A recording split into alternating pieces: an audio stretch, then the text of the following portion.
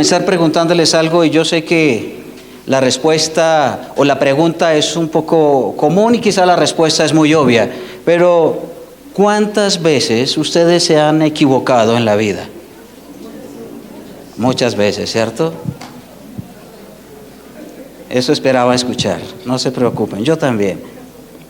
Quiero mencionarles un poquito acerca de un artículo se llama Juan Carlos Zubieta, de la Universidad de Cantabria en España, y él escribió, es profesor en esta universidad, y escribió: nos equivocamos una y otra vez.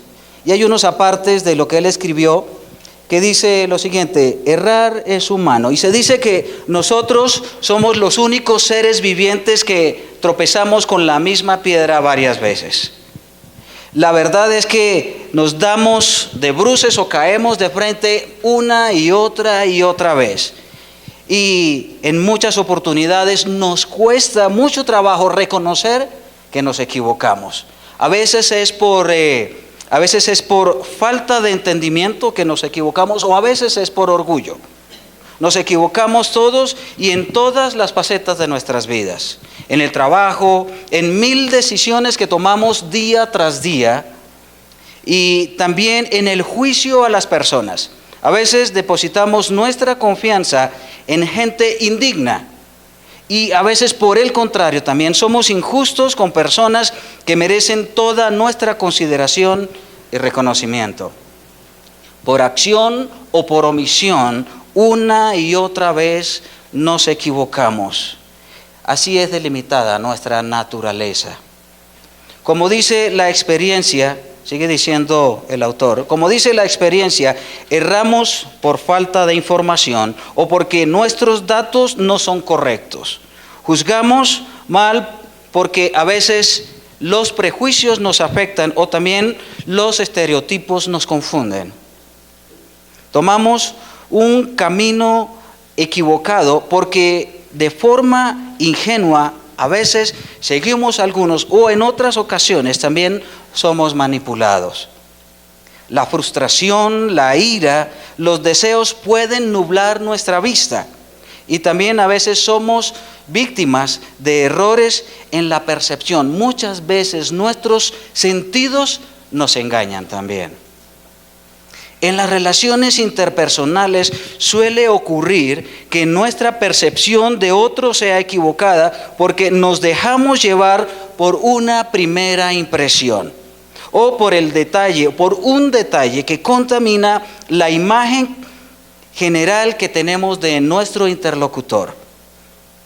No en pocas ocasiones somos injustos, generalizamos y atribuimos a otras personas rasgos o motivaciones que no corresponden a la realidad. Afortunadamente, de vez en cuando somos capaces de aprender de nuestros errores. No ocurre siempre, pero en ocasiones sucede. Reflexionamos y nos damos cuenta que hicimos algo mal, que elegimos un camino equivocado, o que muchas veces escogimos una compañía que no nos convenía. Apoyándonos en ese análisis, hay veces que es posible rectificar y pedir perdón.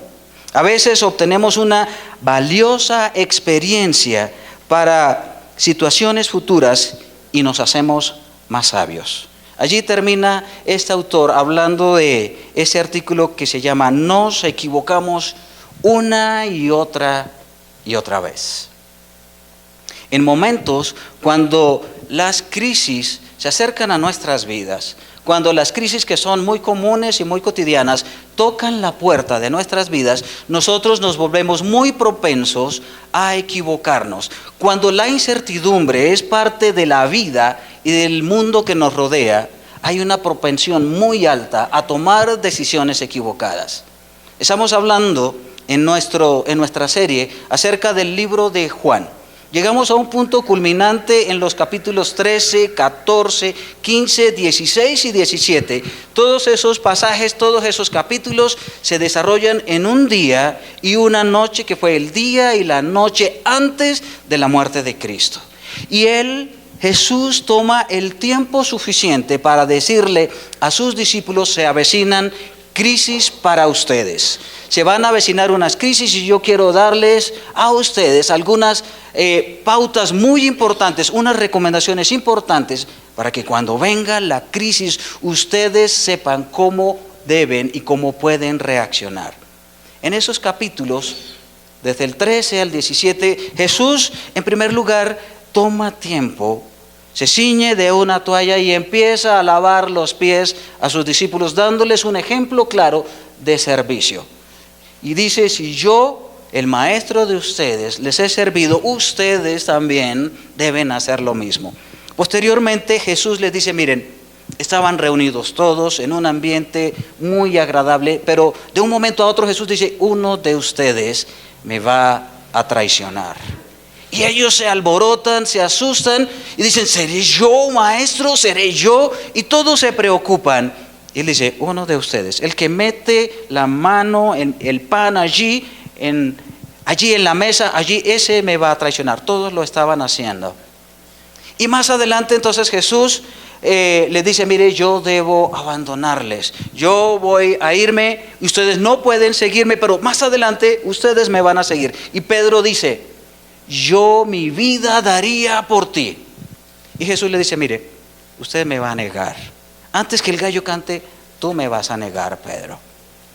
Pero sigue diciendo también Jesús, yo me voy a ir, pero no les voy a dejar huérfanos. Yo les voy a pedir al Padre para que les envíe el Espíritu Santo. Y Él no solamente va a estar con ustedes, sino va a estar en ustedes.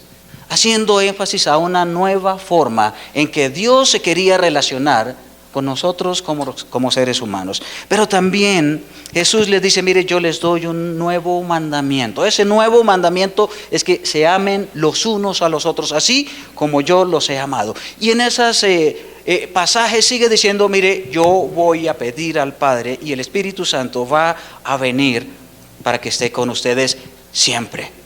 Yo me voy, pero Él va a llegar y va a estar con ustedes siempre, todos los días, hasta el fin. Jesús también les dice, mire, yo soy la vid verdadera. Y da unas palabras muy claves. Les dice, separados de mí, ustedes no pueden hacer nada. No les va a ir bien si ustedes pretenden actuar de manera independiente de mí. Y deja bien clara eso. También sigue diciendo Jesús y empieza a orar Jesús por los discípulos diciendo, Padre, yo te pido por ellos. Yo te pido no para que los quites de este mundo, sino para que los guardes del mal. Mientras yo estaba con ellos, yo los guardaba, pero ahora yo me voy y te pido, Padre, que tú los cuides a ellos. ¿Y saben qué? Eso lo hizo Jesús un día y parte de la noche antes de su muerte. Y esa situación generó en los discípulos una crisis tremenda, porque ellos no estaban tan listos ni tan preparados para enfrentar la ausencia de su maestro, quien había estado por lo menos 3 años instruyéndoles día y noche en diferentes escenarios. Había estado instruyéndoles y ahora Él les dice, me voy y ya no voy a estar más con ustedes. Y empiezan entonces ellos a enfrentar algo de lo cual no conocían, pero Él toma el tiempo para prepararlos. Juan capítulo 14. Si usted tiene su Biblia, le invito a que la abra allí en Juan capítulo 14. Y vamos a estar revisando únicamente versículos del 1 hasta el 14. Ya hablamos así a grandes rasgos lo que nos decía el contexto. Juan 14, del 1 al 14. Yo se los voy a leer aquí en la versión Reina Valera y vamos a tomar solo unos versículos de este capítulo. Dice, no se turbe vuestro corazón. Creéis en Dios, creed también en mí. En la casa de mi Padre muchas moradas hay. Y si así no fuera, yo os lo hubiera dicho. Voy pues a preparar un lugar para vosotros. Y si me fuere y os preparare el lugar, otra vez vendré otra vez y os tomaré a mí mismo, para que donde yo estoy, vosotros también estéis. Y sabéis a dónde voy y sabéis el camino. Le dijo Tomás, no sabemos a dónde vas. ¿Cómo podemos saber el camino? Jesús le dijo, yo soy el camino, la verdad y la vida. Nadie viene al Padre sino por mí. Si me conocieseis, también a mi Padre conoceríais, y desde ahora le conocéis y le habéis visto. Felipe le dijo, Señor, muéstranos al Padre y nos basta. Jesús le dijo, ¿tanto tiempo hace que estoy con vosotros y no me has conocido, Felipe? El que me ha visto a mí, ha visto al Padre. ¿Cómo pues dices tú, muéstranos al Padre? ¿No crees que yo soy en el Padre y el Padre en mí? Las palabras que yo hablo, no las hablo por mi propia cuenta, sino que el Padre que mora en mí, Él hace las obras. Creedme que yo soy en el Padre y el Padre en mí. De otra manera, creedme por las mismas obras. De cierto os digo que el que en mí cree, las obras que yo hago, Él hará también. Y todo lo que pidieres al Padre en mi nombre, lo haré para que el Padre sea glorificado en el Hijo. Si algo pidieres en mi nombre, lo haré. ¿Cómo enfrentar las crisis en los momentos de incertidumbre? De eso habla ese pasaje, de cómo enfrentar crisis en un ambiente, en una situación donde alrededor solo vemos incertidumbres, cosas que no son necesariamente lugares fijos donde nosotros podemos pisar un camino cierto por donde caminar. Jesús le da por lo menos 3 recomendaciones a ese grupo de discípulos que estaba literalmente en estado de pánico. Estaban pasando por una crisis porque su maestro, su protector, su Mesías se iba. Y lo primero que le dice Jesús a ellos es, confíe en las palabras que yo le estoy diciendo. El primer versículo le dice, no se turbe vuestro corazón, creéis en Dios, crean también en mí. Pero mire, me gusta como lo narra la Nueva Traducción Viviente. Dice, no dejen que el corazón se les llene de angustia. Confíen en Dios y confíen también en mí. La turbación o turbar significa una agitación, una perturbación, un alboroto y una conmoción. Pero eso sucede acá, internamente en el corazón. Angustia tiene que ver con un estado de intranquilidad y desasosiego ante una situación dura que nos afecta o ante una amenaza que pone en peligro nuestras vidas. Así que ellos se sentían literalmente turbados y angustiados. Pero algo que tiene que ver con la angustia, con eso de que Jesús les estaba diciendo no se angustien, no se turben, ¿sí? Es que tiene la capacidad de nacer del corazón, pero afectar literalmente todo el cuerpo. Una persona angustiada empieza a temblar, empieza a sudar, empieza inclusive el corazón a latir de una manera diferente. Hay taquicardia, entonces hay una afectación física, emocional e inclusive espiritual también. Jesús le dice, no se turben, no se inquieten. Mire, cuando una persona está bajo una situación de angustia, la percepción de la realidad cambia. Cuando mira las circunstancias, las mira con otros ojos. Cuando mira a las personas, también bajo ese estado, las personas las mira de una manera diferente. Cuando mira a su alrededor, todo cambia por su estado de agitación y de angustia y de turbación. Jesús les acababa de decir a los discípulos, yo me voy. No voy a estar más con ustedes. Uno de ustedes me va a traicionar. Otro de ustedes me va a negar. Pero tranquilos, no se turben, no se confundan, no se llenen de angustia. Y cuando Él les dice esas palabras, no se angustian, no permiten que la angustia los controle, no solamente les estaba diciendo o dando un buen consejo o una buena recomendación. No. La forma como está escrita estas palabras es un mandato, es una orden. Les está diciendo, ustedes son responsables de no dejarse llenar por angustia y por turbación, por desesperación. Ustedes son los responsables y les voy a decir cómo evitar que eso suceda. Y Él les dice, ustedes confían en Dios, confíen también en mí. Y Dios, allí Jesús les estaba diciendo, la mejor manera para que usted pueda hacer frente a una situación de angustia, cuando hay una situación de inestabilidad, es confía en Dios, confíe también en mí. El único remedio para un corazón turbado y angustiado es confiar en que Jesús es y sigue siendo nuestro Salvador. Le voy a repetir esas palabras porque son importantes. El único remedio para un corazón turbado y angustiado es confiar que Jesús es y sigue siendo nuestro Salvador.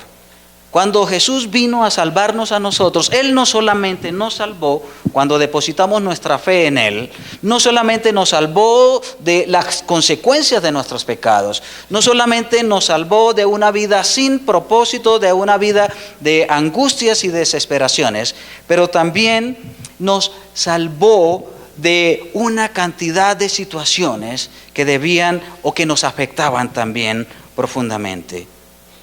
El salmista David, reconociendo esa situación, dijo en una ocasión, mire, pacientemente esperé yo a Jehová, y Él se inclinó a mí y oyó mi clamor.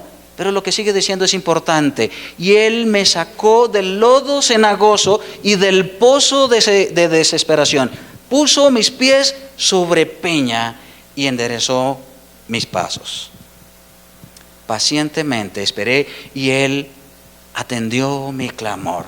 Así que confiar en las palabras de Jesús, confiar en lo que Jesús dice, creerle a Él, es la primera recomendación que les estaba dando Jesús a sus discípulos ante esa crisis que se avecinaba. Y él les decía, confíen en Dios, confíen en mí. Así que, por favor, quédense tranquilos. Confíe solamente. En más de una oportunidad, Jesús, cuando llegaban personas a Él bajo circunstancias de desesperación, por situaciones de enfermedad, a una persona le dijo, no temas, le dijo Jesús, cree solamente, no temas, confía en mí solamente. Y le funcionó, le fue bien a esta persona. Nosotros, ¿cómo estamos? A veces pasamos por situaciones donde en verdad las crisis tocan nuestras vidas. A veces hay crisis en la familia, a veces hay crisis laboral, a veces hay crisis mirando nosotros al futuro, a veces hay crisis en nuestra salud. ¿Y qué vamos a hacer? La recomendación de Jesús es la misma. Confía en Dios, confíe en mí también. Él nos está diciendo, yo estoy consciente, yo sé exactamente por lo que usted está pasando, pero la parte suya es descanse en mí, confíe en mí. ¿Cómo lo hacemos? De manera práctica. En una ocasión Jesús le dijo a los discípulos, mire, vengan a mí todos los que están trabajados y cargados, y yo los voy a hacer descansar. ¿Cuántas veces tenemos que acercarnos a Jesús cuando estamos pasando por angustias o por temores o por situaciones de incertidumbre? Todas las veces que sea necesario. No hay límites.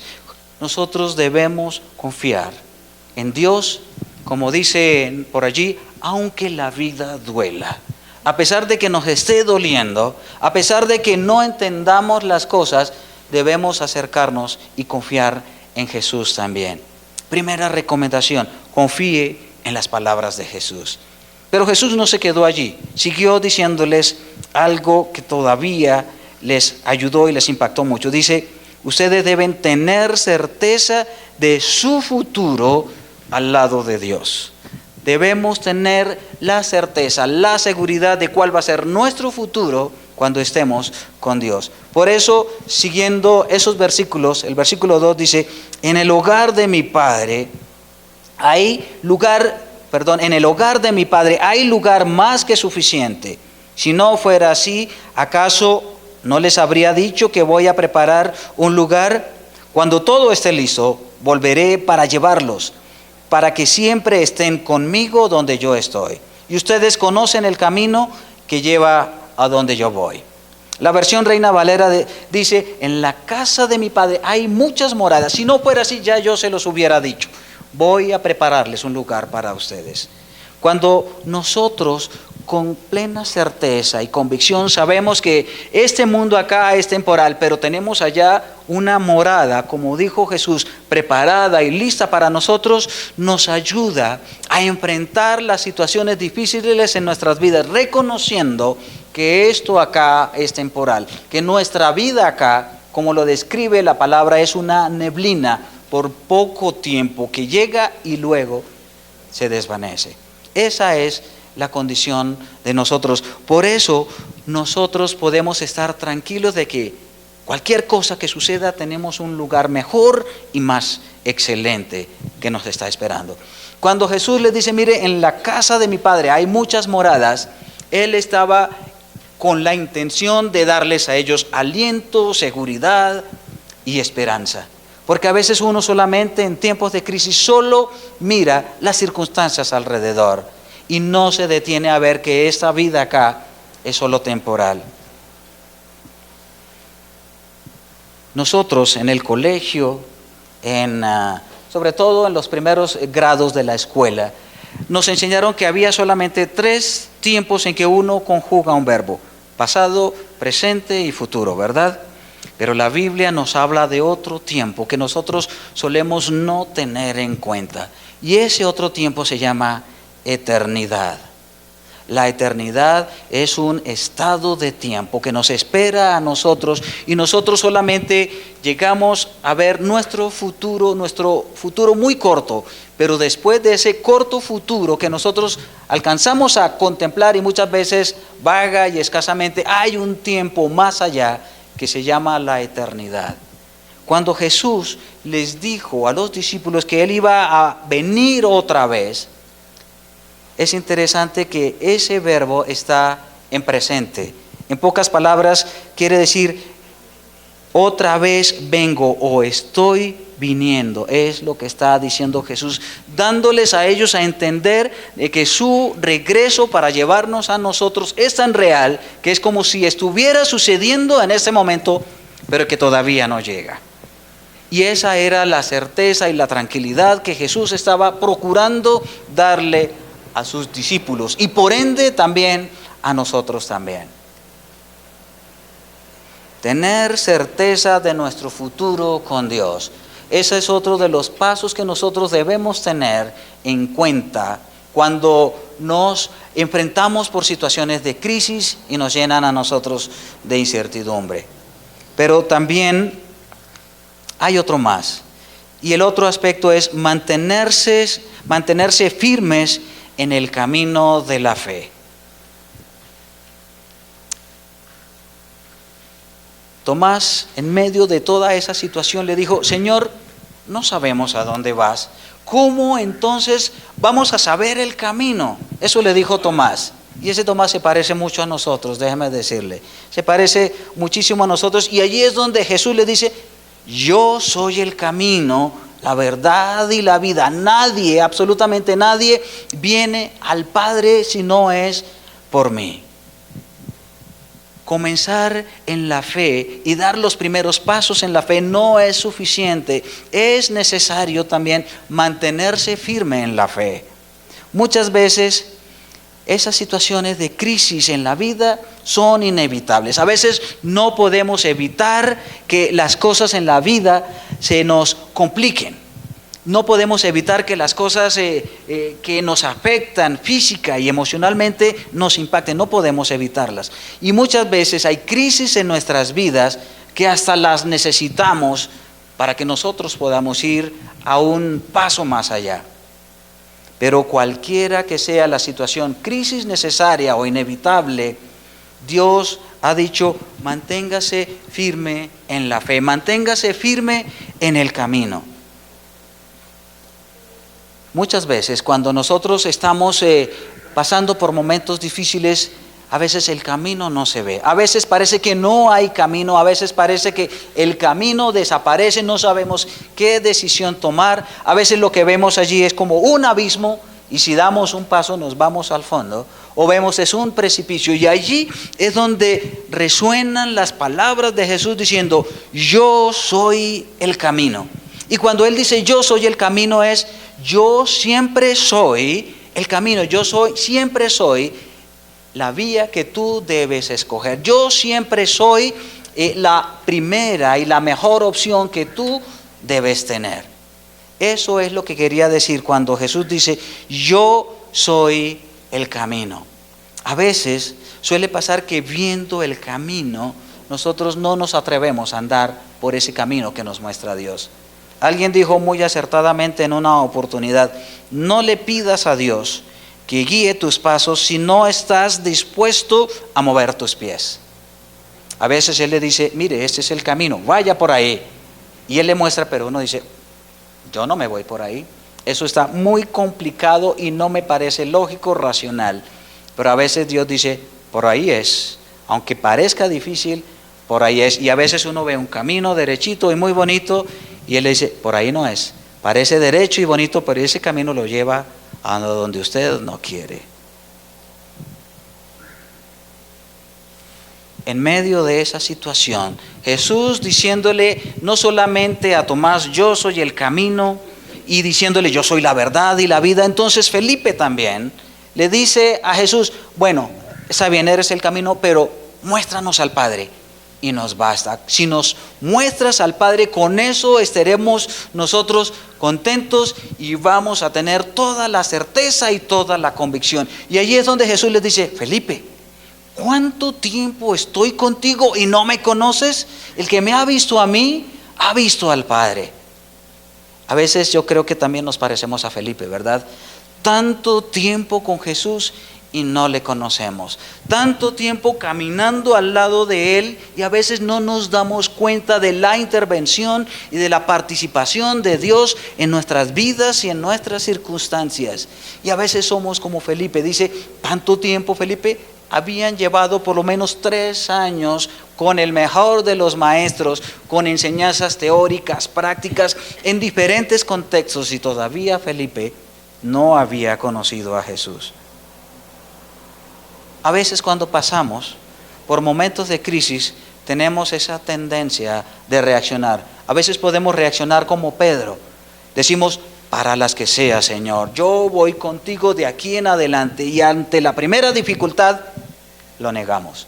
O a veces podemos reaccionar como Tomás, no sabemos el camino y ya Él nos ha mostrado el camino. O a veces podemos reaccionar como Felipe, muéstrame, Señor, porque yo quiero ver para poder tener la certeza y la seguridad que es por allí. Y Jesús dice, ¿tanto tiempo? ¿Y no me has visto todavía que te estoy tratando de hablar y lo que te estoy tratando de decir? ¿Cómo enfrentar las crisis en momentos de incertidumbre? Primero debemos confiar en las palabras de Jesús. Confía en mí, dijo Jesús, confíe también en Dios. Debemos tener certeza de nuestro futuro. Cualquier situación que nos pase acá es temporal y lo que nos espera es mucho mejor de lo que tenemos acá. Y lo otro es, debemos mantenernos firmes hasta el fin.